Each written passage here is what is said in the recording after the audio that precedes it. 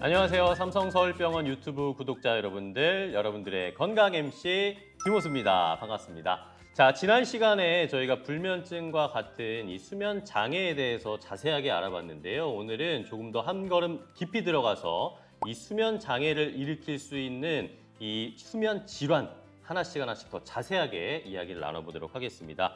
자, 오늘은 지난 시간에 이어서 삼성서울병원 신경과의 주은현 교수님과 이야기 더 나눠보도록 할게요. 교수님 안녕하세요. 네, 안녕하세요. 반갑습니다. 지난 네. 시간에 너무 좋은 정보들을 알려주셔가지고 더 들어보고 싶었습니다. 조금 더 이야기를 나눠보도록 할 텐데요. 자, 그러면 지난번에 말씀해 주셨던 것처럼 이 수면 질환은 중장년층 분들이 조금 더 겪는다라고 말씀을 해주셨어요. 중장년층 분들에게 발생하는 수면 질환 어떤 것들이 있을까요?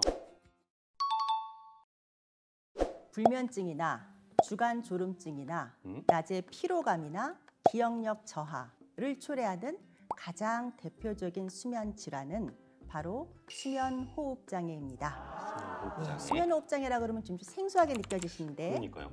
코골이, 수면 무호흡 이게 다 총괄해서 수면 중 호흡 장애예요. 그러니까 호흡 장애가요. 낮에 깨 있을 동안 생기진 않아요.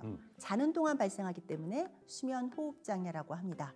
이 수면 호흡 장애는요. 되게 뭐 나이가 많아지거나 특히 남자 또 뚱뚱하거나 술을 많이 먹었거나 목이 짧거나 이런 어떤 신체적인 조건도 있지만 그래서 남녀의 비율을 보면 남자가 2배 이상 많아요. 수면 호흡 장애는. 그런데 폐경이 딱 되면 50세 이후에는 빈도가 거의 남녀 공이 비슷해져요. 즉 폐경기 이후 여성들의 수면 장애의 대표적인 그 원인 질환이 수면 호흡 장애인 경우가 많습니다.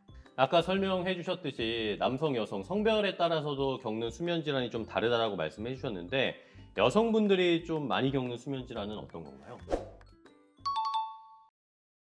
네, 대표적으로 하지 불안 증후군이라는 병이 있습니다. 네.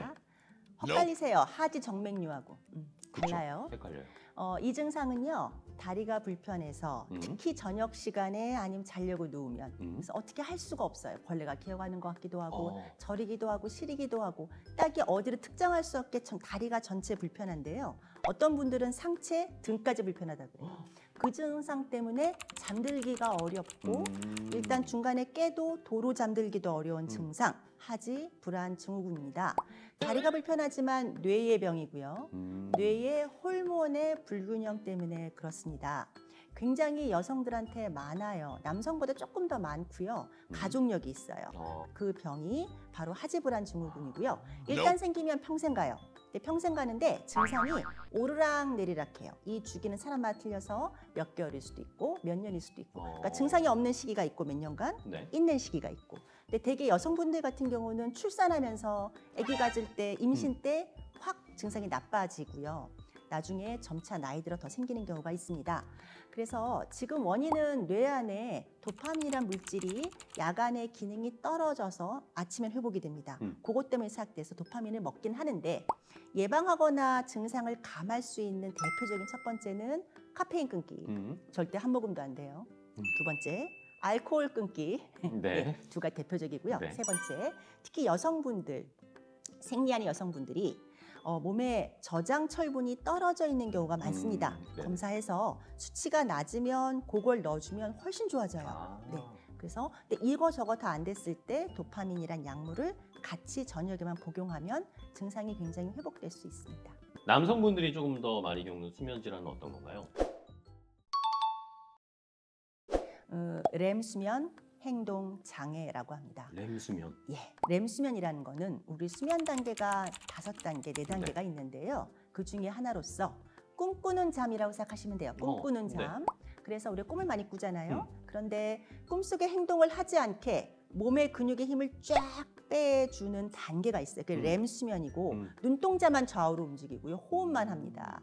그렇지 않으면 꿈속 행동 그대로 하게 되잖아요. 근데 이게 밸런스가 깨져가지고요. 한 남성분 55세 이후에 발생해서 자다가 잠꼬대를 심하게 할 뿐만 아니라 팔다리를 휘둘러서 옆 사람을 때리거나 본인이 떨어지거나 심하면 뛰쳐나가거나 꿈속의 행동이에요. 다 그게. 꿈과 계속 누구랑 싸우는 꿈을 그렇게 많이 꿉니다. 욕을 막 하거나 렘 수면 행동장애예요. 본인이 모르는 경우가 더 많고요. 본인은 나는 잘 자는데 라고 하는 경우가 더 많아요. 뇌의 퇴행성 변화 때문에 그렇고요. 요새 이거 매스컴 많이 나가서 많은 사람들이 아세요. 그래서 가장 이슈가 되는 거는 이 병이 나중에 7년, 10년 지나면은 파킨슨 병으로 간다, 치매로 간다 이런 얘기가 연구 보고가 많이 되었기 때문에 네. 많은 환자분들이 겁을 내고 옵니다. 네. 내가 앞으로 이 병 걸리면 어떡하지? 근데 모든 사람이 다 가는 건 아니에요. 네, 다 가는 건 아니고 초기에 먼저 진단을 해서 여러 가지 우리가 조정을 잘하고 치료하면요, 잘 관리하면은 그 병으로 진행하지 않을 수도 있으니까 너무 겁내지 마시고 하는 게 좋겠고요. 이 램수면 행동장애를 약화시키거나 혹은 더 다른 병으로 진행하지 않게 하는 1번 수칙, 네, 알코올 금지. 네. 알코올 금지. 1번. 또 근데 나이가 또 있으신 분들이 많이 오시기 때문에 수면 호흡 장애가 그렇게 많아요. 같이 겹쳐져서. 그래서 요거에 대한 양압기 같은 적극적인 치료. 그러면 향후 뇌 건강이라든가 신체 건강을 돕는데 크게 도움이 될 수 있습니다. 네, 알겠습니다. 저 오늘 교수님과 수면 장애를 일으킬 수 있는 이 수면 질환들에 대해서 한번 자세하게 또 이야기를 나눠봤는데요. 보시는 분들 중에 저처럼 코 곤다거나 하시는 분들은 꼭 이 영상 자세히 보시고, 주변에 또 잠 잘 못 주무시는 분들, 수면 질환이 있으신 분들에겐 이 영상을 꼭 추천해 주시고 링크도 보내주시기 바랍니다. 자, 그런데 늘 말씀드리지만 가장 중요한 것은 미리 저희가 또 이런 수면 질환이 있으신 분들은 병원에 찾아가서 상담도 받고 치료도 한번 받아보시는 게 훨씬 더 좋다는 거 명심해 주시고, 정 모르겠다 하시는 분들도 저희에게 댓글로 달아주시면 저희가 최대한 많은 분들 상담해 드리도록 할 테니까요. 꼭 참여해 주시기 바랍니다. 주은현 교수님과 함께 이야기를 나눠봤습니다. 지난 시간에 이어서 또 좋은 이야기 나누셔서 너무 감사하고요. 다음에 기회 되면 또 뵙도록 하겠습니다. 네, 감사합니다. 네, 감사합니다. 삼성서울병원 유튜브 구독자 여러분들이 건강해지는 그날까지 건강 인사이트!